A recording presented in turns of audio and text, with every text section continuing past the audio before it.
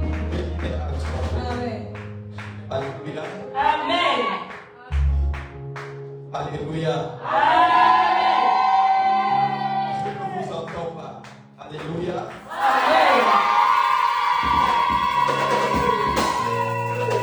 Vous savez, la Bible dit que l'Église est née dans une attitude de prière. Amen.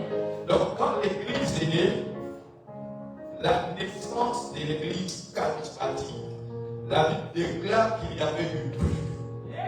Et les gens étaient étonnés d'entendre du bruit dans une chambre haute. Et les gens se posaient la question, qu'est-ce qui se passe dans la chambre haute? Est-ce que ces hommes ne sont pas ivres? Est-ce que ces hommes n'ont pas bu? Est-ce que ces hommes ne sont pas sourds? Il y avait du bruit, je peux entendre le bruit.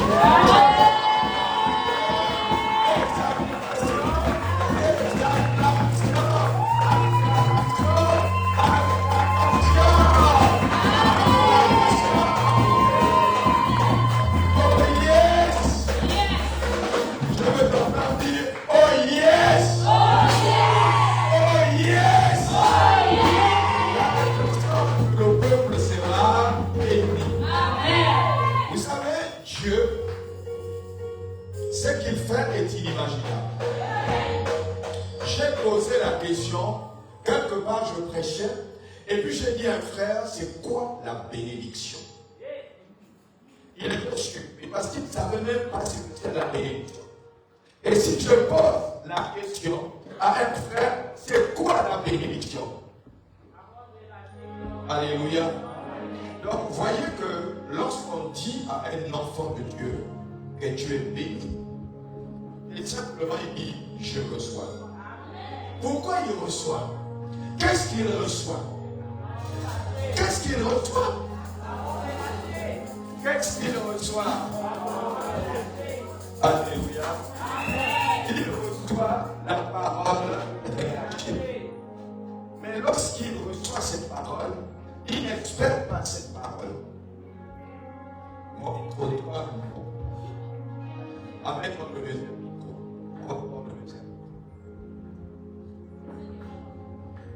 On va prendre le deuxième micro.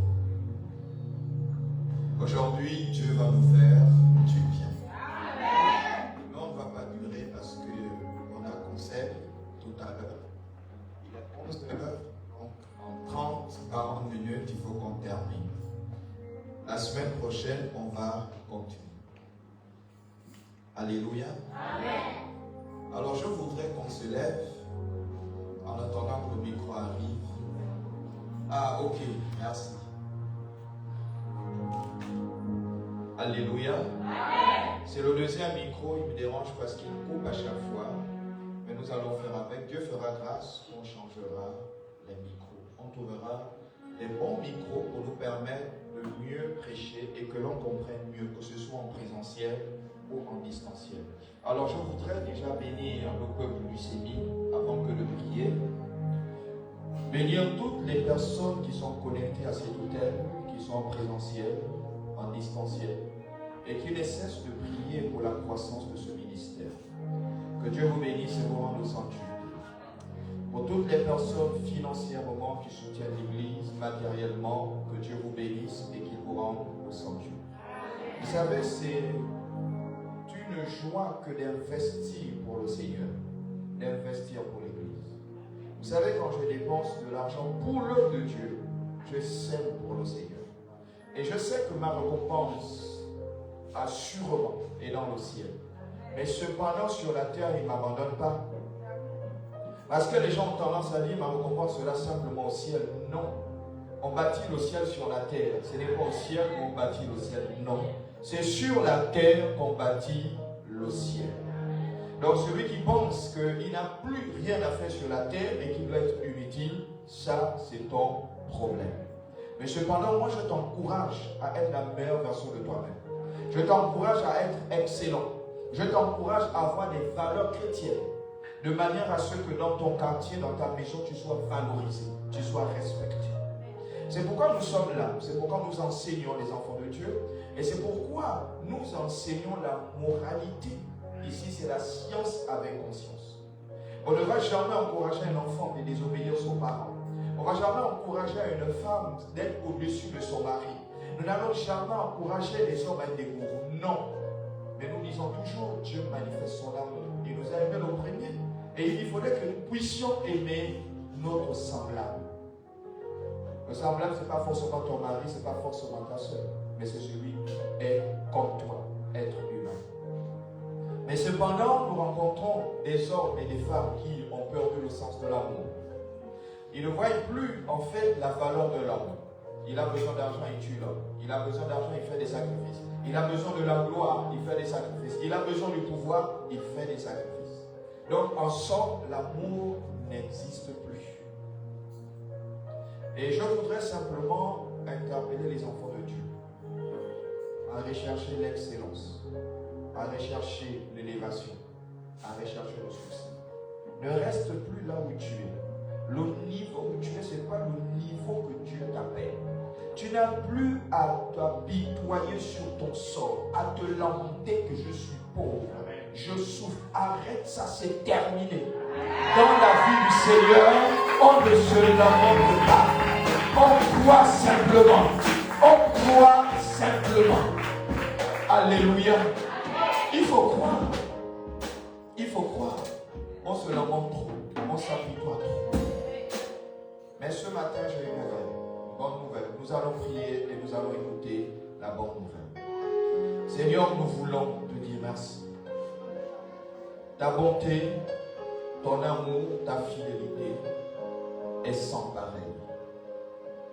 Seigneur, merci pour cette grâce que tu m'accordes ce matin, de me tenir devant ton peuple afin de parler des choses du ciel. Éternel des armées, les mots certainement sont faibles pour exprimer, Seigneur, toute ma gratitude. Le miracle que tu as accompli, que je sois en vie. La grâce, Seigneur, qui m'a localisé, dont je ne mérite rien. Qui me permet de parler aisément, avec clarté, avec concision. Que le Saint-Esprit se déploie et que chaque cœur soit touché. Chaque cœur soit brisé. Que les masques tombent au nom de Jésus. Que les pannes qui recouvrent tes enfants soient déchirées au nom de Jésus. Que le feu du Saint-Esprit embrasse maintenant au nom de Jésus. Que les autels qui parlent contre chaque enfant de ce ministère, je déclare maintenant qu'ils prennent feu au nom de Jésus. J'envoie le feu, j'envoie le feu, j'envoie le feu. Que les autels soient consumés. Là où ils ont été enfermés, je brise les cadenas, je brise les calebasses, je brise les chaînes et les verrous. Je déclare maintenant la liberté au nom de Jésus. Éternel des armées, ce matin, tu as déclaré que si le Fils nous a franchis, Éternel des armées, nous sommes réellement libres. Tu as mis le cachet en Jésus-Christ et il nous a libérés du péché. Il nous a libérés de l'enfer. Il nous a libérés des souffrances. Il nous a libérés des pleurs. Il nous a libérés des lamentations. Ce matin, je déclare la joie. Oui, la joie. Oui, la joie. Qu'elle nous remplisse maintenant. Qu'elle nous remplisse maintenant. Fini les pleurs. Fini la souffrance. Fini les soucis. Oh, ce matin, Seigneur, je vois la joie. Je vois le bonheur. Je vois le sourire sur la vie de tes enfants qui te servent en vérité. Merci, Seigneur, parce que tu es bon. Ce matin, arrose ton peuple. Arrose ton peuple. Arrose ton peuple. Arrose ton peuple. Au nom de Jésus, le Saint-Esprit descend. Le Saint-Esprit, le Saint-Esprit, le Saint-Esprit arrose, arrose, arrose, arrose, arrose, arrose, arrose, arrose ton peuple. Que la fraîche se répande maintenant. Qu'une paix profonde envahit chacun. Merci Seigneur pour la paix. Merci notre Père et notre Dieu pour ce que tu as commencé à faire. 2025 ne s'achèvera pas. Seigneur, nous viendrons témoigner à cause de ce que tu fais. Les prodiges et les miracles, le succès et la gloire que tu nous accordes. Nous viendrons témoigner. Merci pour les promotions. Merci pour les mariages. Merci pour le travail que tu accordes. Maintenant, Seigneur, nous voulons écouter ta parole. Parle-nous ce matin. Instruis-nous, édifie-nous, comble-nous au travers de ta parole. À toi seul la gloire. Toi qui es sans égal, sur la terre, dans le ciel, tu n'as pas de pareil. Merci pour ce matin. Louange à toi, au nom de Jésus. Amen. Alléluia. Alléluia. Je veux croire. Amen. Amen. Oh yes. Oh yes. Alléluia. Oh yes. Oh yes. J'aime ça. Vous savez, il y a quelque chose que la Bible dit. Et je dis ça aux enfants de Dieu que Jacques, il est exceptionnel. Jacques nous dit que celui qui est dans la joie chante des cantiques. Et il dit celui qui est dans les douleurs, dans la souffrance, prie. Vous savez, aujourd'hui, je vais constater que l'Afrique est le continent qui prie le plus. Pourquoi? Parce que l'Afrique gémit. Et la Bible dit que si tu es dans la souffrance, tu pries. Alors voyez-vous que vous ne devez pas vous relâcher. Tant que vous êtes dans la souffrance, vous ne devez pas vous relâcher. Tu dois prier. Tant que tu ne vois pas la percée, tu pries. Et quand tu es dans la joie, tu cesses de prier. Parce que tu n'as plus besoin de prier, tu es comblé. Tu rends simplement grâce. Alléluia. Mais ce sont des faits qui sont réels. On peut s'asseoir. Ce sont des faits qui sont réels. Vous allez voir que les personnes qui sont heureuses, ce sont des personnes qui prient le moins.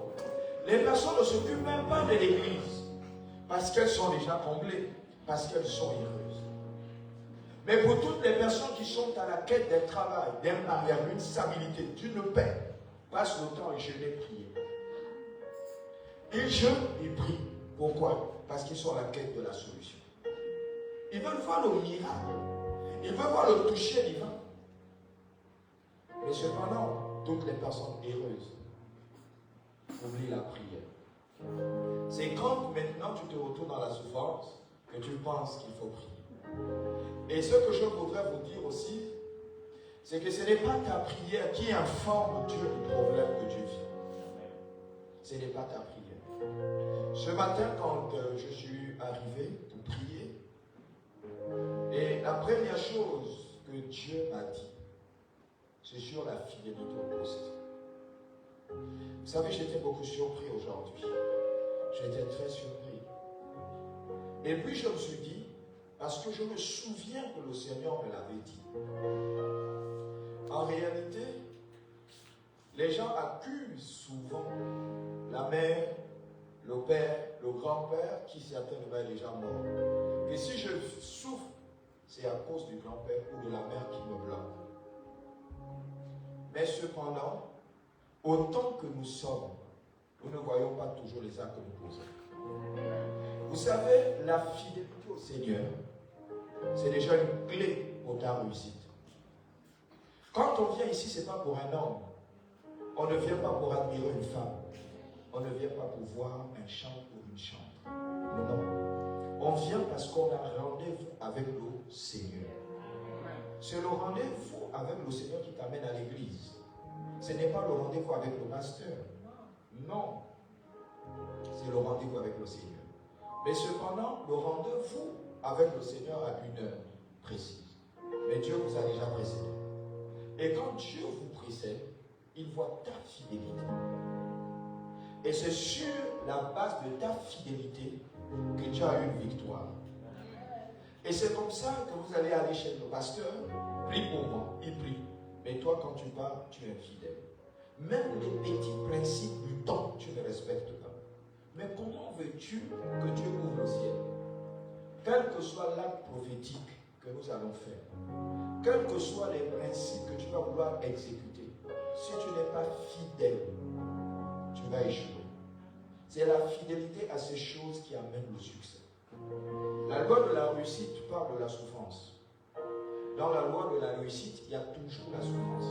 Il n'y a pas de pleurs il n'y a pas de réussite sans pleurs. Il n'y a pas de réussite sans pleurs. Toutes les personnes qui ont réussi ont nécessairement souffert. Et j'étais en train de dire à quelqu'un que tel que moi je te vois, dans 10 ans, on va se retrouver. Tu vas dire, je regrette pourquoi est-ce que je faisais ça. Parce que tu fais ça dans un état d'inconscience. Ce que tu fais, c'est dans un état d'inconscience. Tu penses être conscient. Mais ce 20 ans après, quand l'âge te rattrape, tu te retrouves, tu as fait des enfants, tu ne vaux rien. Tu passes à la télé, je ne sais pas comment nourrir mes enfants. C'est toi-même qui as fait des oui gosses. Maintenant, tu souhaites que les gens s'occupent de tes oui gosses. Et tu passes à la télé. Mais la conséquence de ça, c'est souvent dans le temps, dans l'avenir. C'est pourquoi, quand Dieu m'a parlé récemment, il m'a dit, il faut arrêter d'espérer. Il dit, il faut arrêter d'espérer. Il faut croire. Il dit, il faut croire. Et quand Dieu m'a dit ça, il m'a expliqué pourquoi est-ce qu'il faut croire. Et je lui ai dit, ok, j'enseignerai ça aux enfants. Il dit, celui qui croit, c'est l'instant. Celui qui espère, c'est dans le temps. Celui qui croit, c'est à l'instant. Il croit à l'instant. Mais celui qui espère, c'est dans le temps. Tu crois au présent. Croire et espérer, c'est deux choses différentes. Cependant, croire, espérer et persévérance font la foi. Si tu as seulement l'espérance et tu ne crois pas, alors ça n'arrivera jamais. Mais si tu crois que c'est déjà là, spirituellement tu l'as déjà conçu. Alléluia. Spirituellement tu l'as déjà conçu et tu verras ça s'accomplir. On croit au présent, on voit au futur. On croit au présent et on voit au futur. Et quand Dieu m'a dit toutes ces choses, j'ai dit aux enfants de Dieu, n'espérez plus, mais croyez. N'espérez plus, mais croyez. Parce que les yeux physiques vont souvent nous tromper. Les yeux physiques, mais les yeux spirituels ne trompent jamais. Parce que les yeux spirituels, ils ont déjà vu. Et ce qu'ils voient, c'est ce qu'ils appellent la matérialisation. Ils voient et ils appellent. C'est comme un concepteur, pour finir. Un concepteur ou un designer ou un styliste, avant de matérialiser le modèle, il le conçoit dans l'esprit. Il a déjà visualisé le modèle dans l'esprit. Et le modèle qu'il réalise dans l'esprit, c'est ce qu'on appelle le monde spirituel. Et ce monde spirituel, il doit le matérialiser. C'est pourquoi on dit que tout ce qui est physique n'est que la résultante du monde spirituel. Amen. Avant que tu ne meurs physiquement, spirituellement, tu as déjà été tué. Spirituellement, tu as déjà été tué. Et quand on arrive dans le monde physique, ce n'est que l'accomplissement de ce qui se passe dans le monde spirituel. Alléluia. Amen. Donc, ce sont des principes qu'il faut comprendre. Alors, nous allons lire le livre de Néhémie au chapitre 2, à partir du verset 7 jusqu'au verset 9. Alors, je voudrais que Ingrid prenne son micro. Ah, Ingrid, il ne fallait pas que tu viennes, mais c'était important que tu sois là. Alors tu vas être mon porte-étendard, on va se lever. On va se lever, on va... Et puis en 30 minutes, on va expliquer. Et et on va prier. Néhémie au chapitre 2. Je lis la parole de Dieu dans Néhémie 2, versets 7 à 9. Puis je dis au roi, si le roi trouve bon, Si le roi trouve bon, qu'on me donne des lettres qu'on me donne des lettres, pour les gouverneurs de l'autre côté du fleuve, pour les gouverneurs de l'autre côté du fleuve, afin qu'ils me laissent passer et entrer en Juda, afin qu'ils me laissent passer et entrer en Juda. et une lettre pour Asaph, Une lettre pour Asaph, garde forestier du roi, garde forestier du roi, afin qu'il me fournisse du bois afin qu'il me fournisse du bois de charpente de charpente pour porter pour porter de la citadelle de la près citadelle maison, près pour la maison. pour de la maison pour la muraille de la ville Pour la muraille de la ville et pour la maison que j'occuperai. et pour la maison que j'occuperai. Le roi me donna cette lettre, Le roi trouva bon et il donna les lettres. Car la main de l'Éternel était sur moi. était sur moi. Je me rendis auprès des gouverneurs Je me rendis auprès des gouverneurs de l'autre côté du fleuve de l'autre côté du fleuve et je leur remis les lettres du roi et je leur remis les lettres du roi qui m'avait fait accompagner par les chefs de l'armée qui m'avait fait accompagner par les chefs de l'armée et par les cavaliers. et par les cavaliers. Amen. Amen. Alléluia. Alléluia. Alors, sur ces fragments, cette portion d'écriture, c'est de là où nous tirons notre thème. Le thème de ce matin, j'ai reçu les lettres du roi des rois. Alléluia. Amen. Là, cette fois-ci, ce n'est pas recevoir la lettre d'un roi, mais c'est de recevoir les lettres du roi des rois. Et quand on parle du roi des rois, on parle du Seigneur des seigneurs, on parle du Père des esprits. On dit qu'on a reçu les lettres de ce roi. Mais regardez un peu l'histoire que nous avons lue. Néhémie dit qu'il a reçu les lettres du roi. Le roi a établi des lettres pour aller donner au gouverneur. Et la lettre qui a été remise à Néhémie est un laissez-passer. Est une lettre à chaque gouverneur qui lui donne mandat d'agir, d'avoir certains privilèges et certaines opportunités que d'autres n'en ont pas.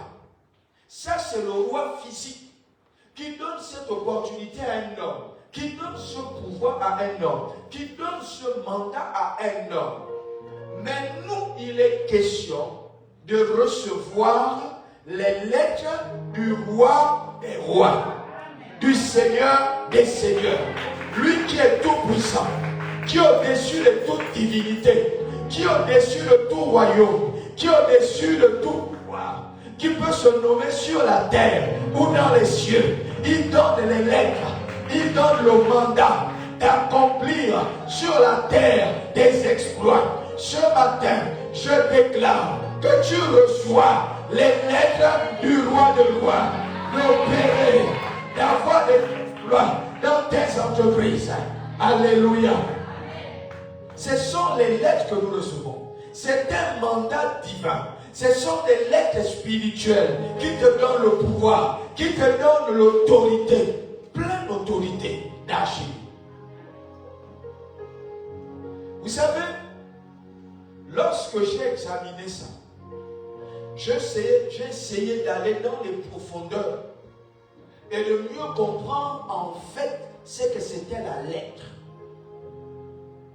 Bien-aimé, le message que vous allez recevoir tout au long de cette semaine et la semaine prochaine, méditez-y. Méditez-y. et ayez les regards tournés vers le ciel. Et dites au Seigneur, j'ai besoin de ces lettres.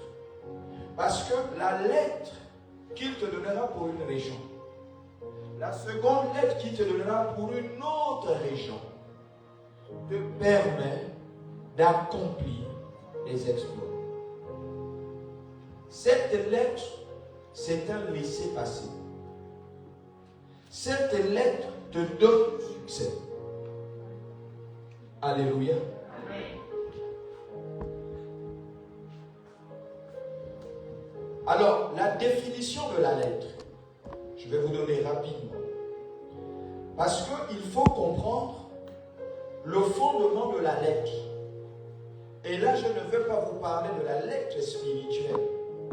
Je vais vous parler de la lettre physique. Il faudrait que l'on comprenne la lettre physique avant de parler de la lettre spirituelle.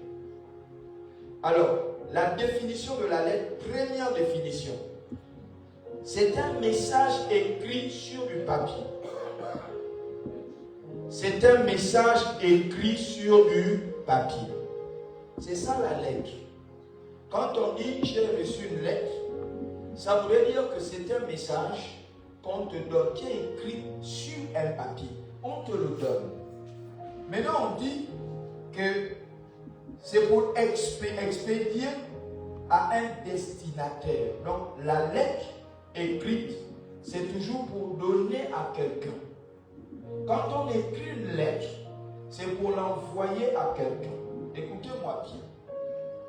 Une lettre, on ne l'écrit pas pour la mettre sous le oiseau ou bien dans la poubelle. Quand on écrit la lettre, c'est pour expédier, envoyer à une personne, destiné à une personne. Ce qui est intéressant, c'est le contenu de la lettre. Qu'est-ce que la lettre dit? Parce qu'il y a des gens qui reçoivent des lettres, qui les lisent, qui sont joyeux. Mais il y a des gens qui reçoivent aussi la lettre et qui lisent, qui ne sont plus joyeux. C'est-à-dire qu'ils perdent la joie. Le contenu de la lettre déchire le cœur. Le contenu de la lettre fait du bien et les gens sont joyeux. La deuxième définition, rapidement. Alors, c'est un message écrit. La lettre, c'est un message écrit que l'on adresse à quelqu'un pour lui communiquer quelque chose. Ingrid, 2 Samuel, au chapitre 11, à partir du verset 14. Ingrid. 2 Samuel, chapitre 11, du verset 14 jusqu'au verset 17. Écoutez bien par rapport à la deuxième définition. On dit que c'est un message écrit que l'on adresse à quelqu'un pour lui communiquer quelque chose. 2 Samuel, au chapitre 11, du verset 14 au verset 17. Écoutez-moi bien. 2 Samuel 11, verset 14 à 17. Le Le lendemain matin, David écrit. écrivit une lettre à Joab. Écrivit une lettre à Joab. Et l'envoya par la main d'Uri. Et l'envoya par la main de Uri. Écoutez bien. Écoutez bien. Il écrivit dans cette lettre. Il écrivit dans cette lettre. Placez Uri au plus fort du combat. Placez Uri là où le combat est fort. Et remplissez-vous de lui. Et faire quoi? Et retirez-vous de lui. Et retirez-vous de lui. Afin qu'il soit frappé et qu'il meure. Afin qu'il soit frappé et qu'il meure. Verset 16. Joab en assiégeant la ville. Joab assiégea la ville. Plaça Uri à l'endroit qu'il savait défendu. Plaça Uri à l'endroit le plus dangereux. Par de vaillants soldats. Le plus dangereux d'endroit qui était défendu par des vaillants soldats. Verset 17. Les hommes de la ville furent une sortie et se battirent. Les hommes de la ville furent une sortie et se battirent Contre Joab. contre Joab. Plusieurs tombaient parmi le peuple. Plusieurs mouraient parmi le peuple. Parmi les serviteurs de David. parmi les serviteurs de David, et Uri, le Héthien, fut aussi tué. Amen. Alléluia. Amen. Alléluia. Amen. Alléluia. Amen. Est-ce que vous avez vu le pouvoir de la lettre? Est-ce que vous avez vu le pouvoir de la lettre? Ça, c'est une lettre physique. Il y a un pouvoir. À l'intérieur de la lettre, il est mentionné, il donne la lettre à qui? À Uri. Il prémédite la mort d'Uri parce qu'il faut qu'il meure aujourd'hui avant le coucher du soleil. Mais comment faire pour prendre la vie d'Uri? Alors, il a tout essayé, mais rien à faire. Alors, qu'est-ce qu'il fait en tant que roi? Il fait un courrier. Il adresse une lettre à Joab. Joab, on va dire, c'est le général, ou le colonel, ou le commandant, ça dépend. Donc, il tient l'armée. Et quand on l'envoie la lettre, celui qu'on va tuer, il est le porteur de la lettre. Vous savez, il y a souvent des condamnations qui se font et tu es même l'auteur qui transporte la condamnation. C'est ce qui est dans la lettre, tu ne sais pas, c'est ta condamnation. Mais tu prends la lettre, tu transportes et tu vas donner au responsable. Quand il ouvre la lettre, il lit la lettre, il ne va jamais te dire ce qui est écrit. Et dans la lettre, quand le colonel prend la lettre amenée par Uri, où il y a sa condamnation, la lettre stipule que Uri, là, avant le coucher du soleil, doit mourir. Donc ce que tu dois faire, les orientations que je te donne, c'est que tu vas lui poster là où le combat est rude, où on sait que quand on met les guerriers là-bas, ils ne ressortent pas vivants. Donc il a mis le cachet, c'était la condamnation, le pouvoir de la lettre. La lettre donne le mandat d'agir. Et il a fait exactement ce qui a été fait. Et finalement, il est mort. Comment il fait pour mourir? Parce qu'il y a eu des orientations dans la lettre qui ont prémédité sa mort. Et c'est sur la base de cette organisation machiavélique, on va dire, diabolique, qui a amené Uri à la mort. Aujourd'hui, vous et moi, vous qui me regardez, il y a des lettres qui ont été écrites dans le monde des ténèbres. Enfin, ils sont être condamnés. Voyez, quand on parle de la lettre, il n'y a pas que le roi des rois qui donne la lettre. Le monde des ténèbres aussi adresse des lettres contre toi. Mais nous, ce que nous voulons savoir, et ce que nous voulons bien comprendre, c'est que nous avons reçu les lettres du roi des rois. La lettre que le diable peut adresser contre toi. La lettre que les démons peuvent adresser contre toi. La lettre que les sorciers peuvent adresser contre toi. La Bible déclare que nous avons reçu les lettres au-dessus des lettres des ennemis. Au-dessus des lettres du diable. Au-dessus des lettres des démons. La lettre du démon sera déchirée. Parce que tu as reçu le mandat de dominer et de dompter. Le diable ne peut rien te faire. Parce que la lettre que tu as reçue, c'est la lettre du roi du roi. C'est la lettre du Seigneur des Seigneurs. Tu as la victoire partout. La lettre te donne mandat d'agir avec puissance, d'agir avec autorité. La lettre que le roi te donne, c'est la lettre du pouvoir, la lettre d'autorité, la lettre de l'élévation. Reçois cette lettre maintenant. Reçois cette lettre maintenant. Reçois cette lettre maintenant. Uri se retrouve embrigadé. Uri se retrouve embrigadé. Qui a écrit une lettre contre toi? Mais moi je t'annonce que celui qui a écrit une lettre contre toi n'aura jamais de victoire. N'aura jamais de victoire. N'aura jamais de victoire. Certainement, c'est déjà écrit que tu vas mourir. Mais je t'annonce que tu as reçu la lettre du roi des rois. La lettre du roi des rois. Tu es au-dessus. Tu ne mourras pas. Tu ne mourras pas. Cette année-là, même si le sorcier a écrit une lettre, tu ne mourras pas. La lettre que tu reçois est une lettre spirituelle. C'est une lettre de domination. C'est une lettre d'autorité. Et Dieu te dit, domine. Dieu te dit, règne. Dieu te dit, tu as le pouvoir.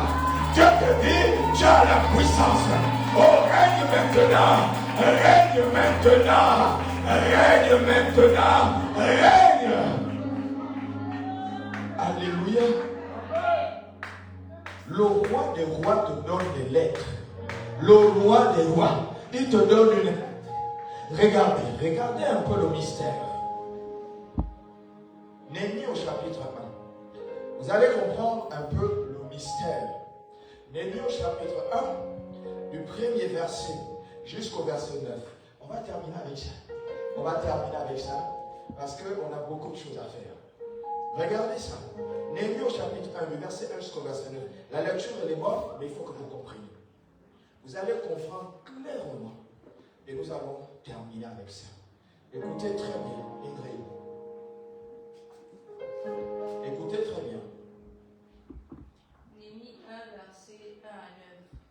Parole de Néhémie, fils de Hakalia, au mois de Kyrié, la 20e année. Comme j'étais assis à Suse, dans la capitale, Anani, l'un de mes frères, Anani, l'un de mes frères, et quelques hommes arrivèrent. Écoutez bien, de Judas. Je les questionnais au sujet des Juifs. Je les posais des questions au sujet de mes frères juifs. Réchappés qui étaient restés de la captivité. Et au sujet de Jérusalem. Attendez. Je vais vous faire comprendre quelque chose. Et c'est sur la base de cette chose que votre esprit va être en éveil. Lui, il est en train d'expliquer un fait. C'est que lui, c'est quelqu'un qui a été déporté. Il a été enlevé de sa capitale Juda. Du fait que c'était des gens qui avaient l'esprit de Dieu. Et le roi les a pris pour les mettre à ses côtés. Donc, lui là, quand la Bible décrit ce qu'il est, ce sont les chambellans. Les chambellans, ce sont les personnes qui sont autour du roi. Et ils ont des noms. On va appeler l'autre le panetier. Et un, on va appeler le vigneron. Mais ces personnes-là ont des responsabilités dans la cour royale. Lui étant dans la cour royale, il avait une oreille attentive parce qu'il était en captivité par rapport à ses frères réchappés. Et donc, quand il voit sa communauté arriver, la première chose qu'il fait, c'est d'abord d'avoir les nouvelles. Est-ce qu'ils vont bien? Est-ce que tout le monde est en bonne santé? Est-ce que tel cousin, tout va bien? Donc, quand Ananias arrive, lui il pose ces questions. Maintenant, écoutez la réponse d'Ananias. Vas-y. Verset 3. Ils me répondirent. Ceux qui sont restés de la captivité. Ceux qui sont restés de la captivité. Sont là dans la province. Ils sont là dans la province. Au comble du malheur et de l'opprobre. Au comble du malheur et de l'opprobre. Attends d'abord. Voyez, ma fille, il dit au comble. Ça voudrait dire que le malheur a atteint son paroxysme. Donc, la douleur ou la souffrance la plus élevée était là-bas en Juda. Vous voyez, c'est-à-dire que la description du malheur qui lui était faite était tellement touchant, déchirant, que lui-même, voyant sa position dans la cour royale, ne comprenait pas en fait ce qui se passait au sein de sa communauté. C'est ce qui a déchiré son cœur. Parce qu'on lui a donné des informations. Vas-y, continue. Vous allez écouter, vous allez comprendre. Les murailles de Jérusalem sont en ruine. Les murailles sont en ruine. Et ses portes sont consumées par le feu. Et les portes sont consumées par le feu. Lorsque j'entendis ces choses, je m'assis, je pleurais. Et je pleurais. Et je fus plusieurs jours dans la désolation. Vous avez vu les nouvelles. Mais si vous appelez ceux qui ont des communautés à l'extérieur, il y en a qui ont même oublié leur frère. Imaginez que vous êtes régulièrement connectés à eux. Et ils vous disent qu'ici, là, l'océan est en train de prendre feu. L'océan se déchire.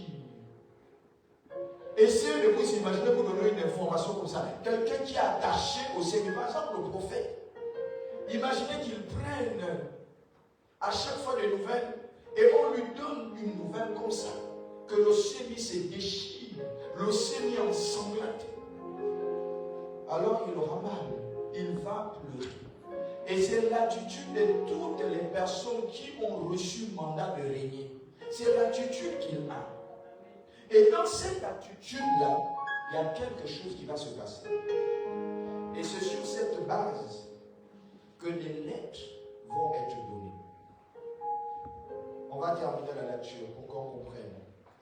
Je jeûnais et je priais devant le Dieu. Je jeûnais et je priais. Donc il se décide maintenant de faire un travail spirituel. Il est ailleurs. Mais les nouvelles qu'on donne là-bas ne sont pas bonnes. Alors lui se décide de prier et de jeûner. Combien de gens prient et jeûnent pour moi? Combien de gens prient et jeûnent pour moi? Ou bien combien de fois tu pries pour ta mère et ton père? Combien de fois tu jeûnes pour ton père et pour ta mère? Combien de fois? Est-ce qu'il y a quelqu'un ici qui veut jeûner pour son père et sa mère? Y a-t-il quelqu'un qui est capable d'un enfant qui veut jeûner pour son père et pour sa mère? Je parle de mère et père dans la chair. Pas la mère et le père spirituel. Non. Même là, c'est compliqué. Si je demande aux enfants qui prient pour moi, ils sont rares. Ils sont rares. Mais moi, c'est ma passion de prier pour vous. Je n'attends pas que tu viennes là. Je prie tous les jours pour vous. Mais vous, quand est-ce que vous allez prier pour moi? Verset 5. Ô Éternel, écoutez la prière. Ô Éternel, Dieu des cieux, Dieu des cieux, Dieu grand et redoutable, Dieu grand et redoutable, toi qui gardes ton alliance, toi qui gardes ton alliance et qui fais miséricorde à ceux qui t'aiment, et qui fais miséricorde à ceux qui t'aiment et qui observent tes commandements, et qui observent tes commandements. que ton oreille soit attentive et que tes yeux soient ouverts. Que ton oreille, est-ce que tu as l'oreille? Il dit l'oreille doit être à et les yeux Ouverts. Dieu a-t-il les yeux? Continue. Écoute la prière que ton serviteur t'adresse en ce moment. Écoute la prière de ton serviteur. Jour et nuit pour tes serviteurs. Il adresse la prière jour et nuit. Pas de répit. Les nouvelles ne sont pas bonnes. La désolation est forte. Les problèmes sont légers. Vas-y, termine, on va s'arrêter là. Pour tes serviteurs, les enfants d'Israël, en confessant les péchés des enfants d'Israël. En confessant les péchés des enfants d'Israël. Nos péchés. Contre toi. Il dit non. Est-ce qu'il était avec Judas? Il était en Juda. Lui, il est avec le roi. Il est dans la cour royale. Il dit, nous avons péché. Il dit, j'ai péché. Mon peuple a péché contre toi. Il pouvait dire, ils ont péché, incompassion. Mais il dit, nous. Il s'inclut. Parce qu'il s'identifie à son peuple. Il fait partie de son peuple. Si le peuple pêche, lui pêche. Si le peuple meurt, il meurt. Donc il devient un porte-étendard, il porte le fardeau. À cause des nouvelles, parce qu'il a encore la force de prier, parce qu'il a reçu un mandat. Car moi et la maison de mon Père, nous avons péché. Verset 7. Nous t'avons offensé et nous n'avons point observé les commandements, les lois et les ordonnances que tu prescrivis à Moïse ton serviteur. Souviens-toi de cette parole que tu donnas ordre à Moïse, ton serviteur, de prononcer. Lorsque vous pécherez, je vous disperserai. Ok, c'est bon, alléluia. On va s'arrêter là, au verset 7. Alors, je vais vous expliquer quelque chose sur ce passage biblique. Il dit, alors j'étais échanson. Il dit, alors j'étais échanson. Donc, pendant qu'on lui donnait ces informations, il était échanson. Donc, c'était un vigneron, c'est-à-dire que celui qui servait le vin au roi. Il dit qu'il y a quelque chose qui est arrivé. Écoutez-moi bien. Parce que les enfants de Dieu, quand on les parle en ce qui concerne le succès, la réussite par exemple, les enfants de Dieu ont tendance à se moquer. Les enfants de Dieu ont tendance à se moquer en disant que la réussite là, ça découle des souffrances. Quand tu entends réussite, c'est qu'il y a joie derrière réussite. Mais avant d'avoir joie derrière réussite, il y a souffrance. Tu vas avoir un enfant, tu prends un enfant comme ça, dès que tu parles, l'enfant marre le visage, l'enfant en colère. Mais vous savez pourquoi l'enfant en colère? Moi, je me suis posé la question là parce que moi-même, j'ai vécu ça. Moi-même, j'étais enfant. Mais aujourd'hui, nous qui sommes grands, on a du mal à les comprendre. Pourquoi? Parce qu'ils sont à la version multipliée. C'est-à-dire que ce qu'eux ils font aujourd'hui, ils font pire que ce que nous avons fait dans le passé. Leur version, la version des enfants d'aujourd'hui, il y a quelqu'un qui m'a dit ce sont des enfants androïdes. Parce qu'ils sont, c'est-à-dire que eux, ils ont une évolution exceptionnelle à cause des aliments qu'ils mangent. Vous voyez, les poulets qu'on nourrit par exemple en une semaine, qui devient boumancrin, mais c'est leur nourriture phare. Donc vous allez voir que les enfants ont une croissance exponentielle. Un enfant de 13 ans, vous allez avoir l'impression qu'il a 17 ans. Quand il a 17 ans, vous avez l'impression qu'il a 27 ans. Donc même toi, la jeune femme qui a 30 ans, quelqu'un de 27 ans veut te blaguer. Oh, c'est ton petit. C'est parce qu'ils grandissent. Toi, quelqu'un qui est vieux, tu as 50 ans, un enfant de 17 ans veut te blaguer. Oh! Voyez? Donc, c'est pour dire que les enfants qui veulent réussir doivent nécessairement passer par les pleurs. Si je parle aujourd'hui des pleurs, je ne dis pas que le parent prend et puis chicote. Non. C'est-à-dire qu'il y a un certain nombre de sacrifices que l'enfant doit faire pour arriver à la réussite. Toutes les personnes qui ont réussi ont pleuré. Toutes les personnes qui ont réussi ont pleuré. Et toutes les personnes qui n'ont pas réussi n'ont jamais pleuré. Elles ont elles-mêmes refusé d'aller à l'école.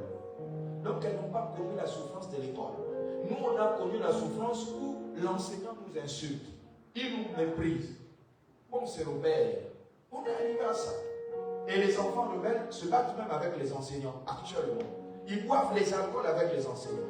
Donc, il y a une certaine complicité entre les enseignants et les enseignants. Tu arrives à l'université, l'enseignant est ton ami. Bon, moi je ne sais pas. Aujourd'hui, je ne sais pas ce qui se passe. Mais je voudrais donner ce conseil aux enfants parce que les enfants qui ne pleurent pas aujourd'hui, je dis bien les enfants qui ne pleurent pas aujourd'hui vont pleurer demain. Je dis, les enfants qui ne pleurent pas aujourd'hui vont pleurer demain. Les enfants ont le droit de se sacrifier, ont le droit de se priver de certains privilèges quand ils veulent réussir. Vous savez aujourd'hui, si un père décide de ne plus s'occuper de toi, parce que en fait tu fais tête au père, tu n'auras pas d'autre issue de réussite que de chercher à te battre toi-même. Dire que moi aussi je suis capable. Mais tu vas sacrifier beaucoup de choses. Tu vas sacrifier ton sommeil, tu vas sacrifier ton temps pour aller chercher à travailler. Dire que tu vas payer les cours le soir, ce n'est pas chose aisée. Moi j'ai travaillé et j'étais à l'institut. C'est épuisant. Tu travailles, après tu vas en faculté ou tu vas dans un institut. C'est épuisant. Travailler, apprendre en Afrique, c'est épuisant. C'est pas impossible. Hein. Il y a des gens qui ont, comme moi, c'est difficile. Comme moi, je me suis bagarré. Tu arrives même à 21h, tu somnoles. En classe, à l'église, tu somnoles. Parce que tu es épuisé, tu es fatigué. À un moment donné, tu ne comprends plus rien. Parce que tu es fatigué. Tu habites autour, tu travailles, tu apprends Libreville. Tu travailles tout. Tu habites autour, tu apprends Libreville. Après le travail, tu prends la voiture. Tu vas à Libreville, à l'institut. Vous terminez l'école là-bas, 21h, tu arrives à minuit. Quel sacrifice. Et quand on te donne ta licence, tu dois prendre ça avec joie. Parce que quand tu regardes derrière, tu vois les sacrifices. Tu dis, wow, pendant plusieurs années, j'ai vécu ça. Mais il y a de quoi être heureux. C'est pourquoi moi, aujourd'hui, je dis à mes enfants, pleurez, souffrez. Vous qui me faites tête, c'est votre problème. Si je lâche prise, je ne sais pas comment tu vas faire. Donc pleure. Je peux te priver de tout, télé, loisirs, tu ne peux pas sortir et tout. Mais il y a toujours les plans, les catas que les enfants la font pour sortir. Toujours, tu ne peux pas. Ça là, l'enfant, les enfants là, c'est comme l'eau. Ah oui, tu mets dans un récipient carré, il prend la forme. Tu mets dans un récipient courant, il prend la forme. Tu mets. Donc, il y a toujours des moyens. Dans l'école, elle sèche. Mais elle fait ce qu'elle a envie de faire. Toi, tu n'es pas au courant. Elle vient tranquille, elle donne, regarde-moi celui-là. Voyez? Alors, sur ce passage biblique, j'ai voulu vous terminer, vous faire comprendre deux choses. Vous savez, lorsqu'on veut provoquer la faveur de Dieu, écoutez-moi bien, pourquoi je parlais de souffrance, Paul? Tu ne souffres pas. Tu es très aisé. Gloire, tu ne souffres pas. Tu es très aisé, la preuve. Donc, voyez que toutes les personnes qui souffrent ont eu un regard vers Dieu. Toutes les personnes qui souffrent ont le regard vers Dieu. Il n'y a pas quelqu'un qui ne souffre pas et ne parle pas à Dieu, ne demande pas de l'aide. Donc, qu'est-ce qui s'est passé? Il se passe que, pour que Dieu te donne mandat, écoutez-moi bien, on en parlera la semaine prochaine. Pour que Dieu te donne mandat, il faudrait que tu passes par la souffrance. Pour recevoir le mandat, la clé qui ouvre les portes, il faut passer par la souffrance. Il faut passer par les pleurs. Si Néhémie n'avait pas entendu ça, les mauvaises nouvelles, si Néhémie n'avait pas entendu ces mauvaises nouvelles, il n'allait jamais rentrer dans un travail de jeûne et de prière. Quand Néhémie a écouté les nouvelles, il a entendu ce qui se passe là-bas. Il est rentré dans un malheur. On dit qu'il prend la cendre, il prend le sac. C'était ça la représentation du malheur. C'est-à-dire quand tu jeûnes, c'est comme ça. Et quand il est tombé dans le travail spirituel, il était en train de pleurer, il était en train de gémir. Et dans ces gémissements, il était en train de faire ce qu'on appelle secouer Dieu. Il le provoquait Dieu. Il voulait rendre le cœur de Dieu sensible, afin que Dieu ouvre. Les gens appellent la percée. Mais là, cette fois-ci, c'était déchiré. Il fallait provoquer Dieu pour que Dieu puisse l'entendre. Il a fait à Dieu un cérémonial extraordinaire. Il a rappelé à Dieu ses principes. Il a dit à Dieu, voici ce que Dieu a dit à Moïse. Que si nous, ton peuple, que tu as choisi, si nous péchons, c'est une évidence qu'on va pécher. Tu vas nous éparpiller dans le monde. Mais cependant, si nous revenons à toi de manière sincère, là où nous sommes, tu vas nous ramener au lieu où nous allons t'adorer, afin que ta gloire puisse éclater. Donc vous voyez que la souffrance, les pleurs sont des éléments prépondérants qui ouvrent le ciel. Il faudrait que tu connaisses la souffrance pour parler à Dieu. Il faudrait que tu connaisses les pleurs pour parler à Dieu. Pas à un homme, mais à Dieu. Lui, il ne s'est pas adressé à un homme. Il s'est adressé à Dieu. Et quand il s'adresse à Dieu, qu'est-ce que Dieu fait? Alors Dieu ouvre le ciel. Dieu va susciter qui? Des hommes. Et quand tu suscites les hommes au travers de la souffrance, des pleurs, de ce qu'il avait dans le cœur. Quand nous avons lu le livre de Néhémie, nous l'avons lu, au chapitre 2, Dieu touche le cœur du roi. À cause de ce qui se passe là-bas, il était triste. À cause de la prière, Dieu a touché le roi. Le roi a regardé et dit, mon ami, qu'est-ce qui se passe? Ton visage là, je sens qu'il est trop triste. C'est-à-dire que le visage même était parlant. Quand quelqu'un souffre, quand sa souffrance est à l'extrême, quand tu regardes la personne, tu ne vois que la souffrance. Et puis, la personne elle dit, ah, lui là, il est prophète. Non, le visage parle. Le visage, c'est-à-dire que l'intérieur s'extériorise. Regardez quand nos enfants sont fâchés. Mais de quelle manière on sait que l'enfant est fâché?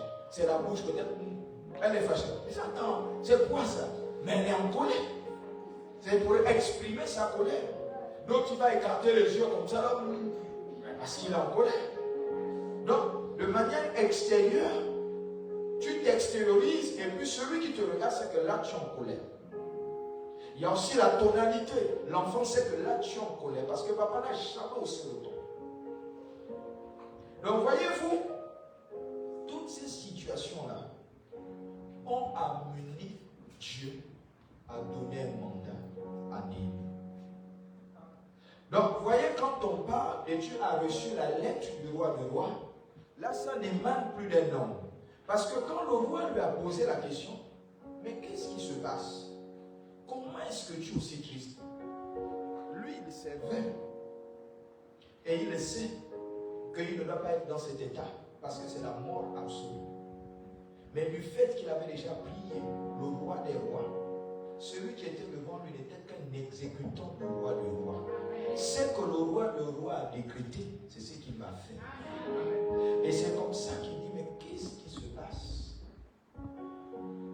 Et c'est comme ça qu'il pose le problème. Le roi est à côté de la reine. Combien de jours cela te prendra? Le roi donne l'autorisation. Qu'est-ce qui s'est passé? Vous voyez la puissance surnaturelle du Seigneur. C'est que Dieu est capable de faire et que vous et moi, on néglige le Seigneur. Vous et moi, on méprise Dieu. Parce qu'on se dit, il n'est pas là. Moi, je vais poser la question à quelqu'un parce que ici, le peuple du Seigneur opère sous mon onction. Oui. Je vais poser la question à quelqu'un. Mais est-ce que tu as déjà vu Dieu? Il dit, ah papa, tu n'as jamais vu Dieu? Non, je ne l'ai jamais vu. Comment tu peux aimer quelqu'un que tu n'as jamais vu? Comment vous faites pour aimer quelqu'un que vous n'avez jamais vu? Comment vous faites? Gloire. Comment tu fais pour aimer quelqu'un que tu n'as jamais vu? Est-ce que tu peux expliquer ça?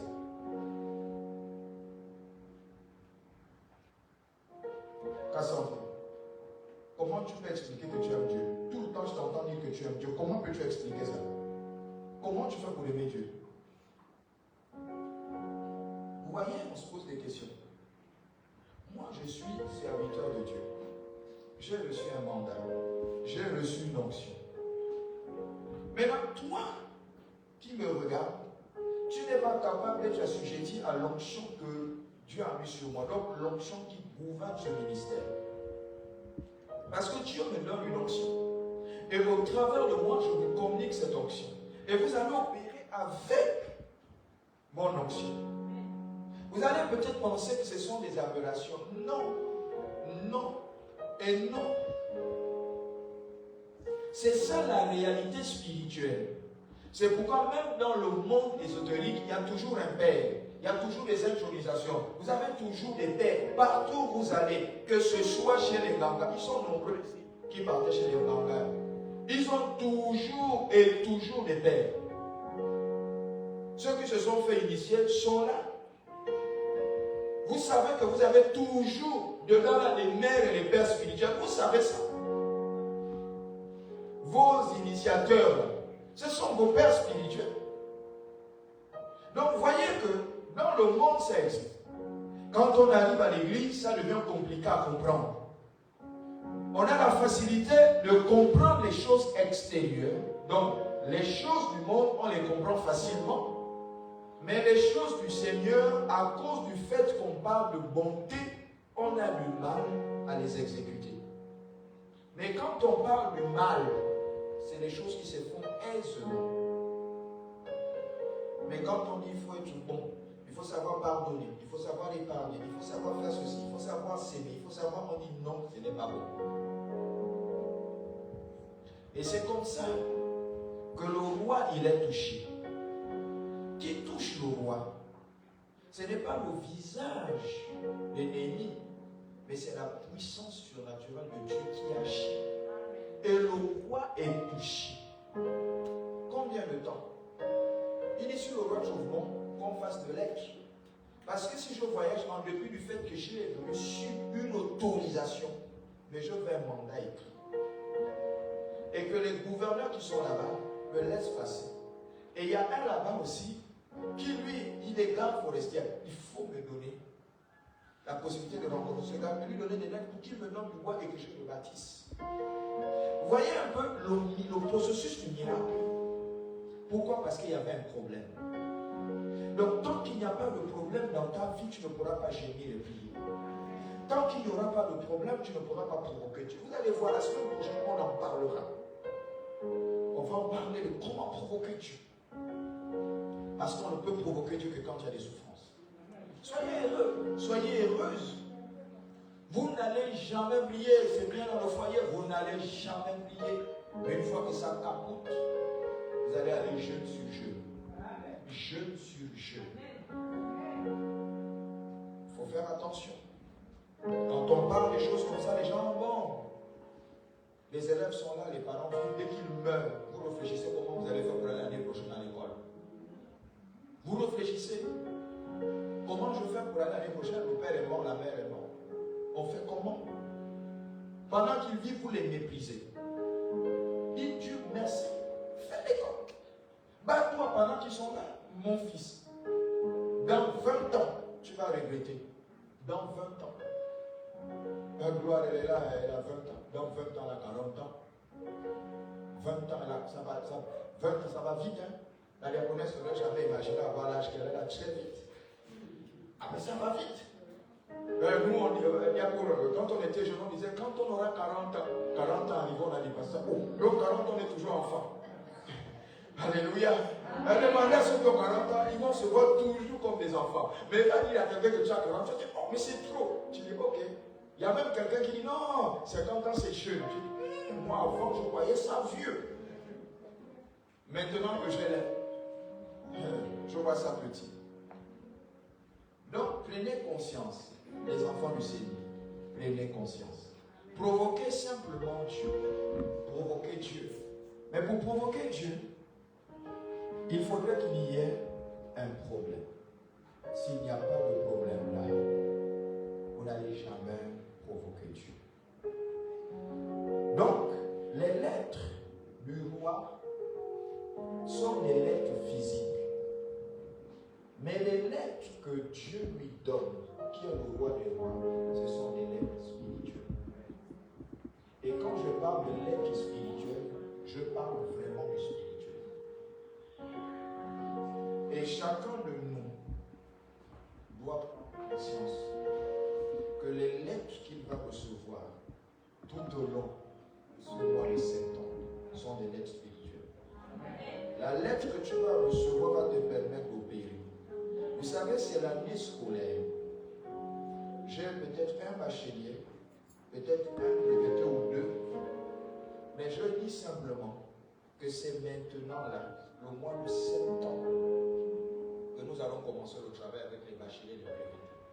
Celui qui va négliger 2026 là, le 100% que nous devons avoir, il faudrait que les gens là quittent le pays. Gloire. Il faudrait que les gens là quittent le pays. Comme prophète a fait la vie, il a quitté le pays. Ce n'est pas le parent qui l'a envoyé. Ce n'est pas le parent. Il faudrait qu'il quitte le pays. Donc le travail que nous allons faire le mois de septembre, là, parce que l'école a commencé.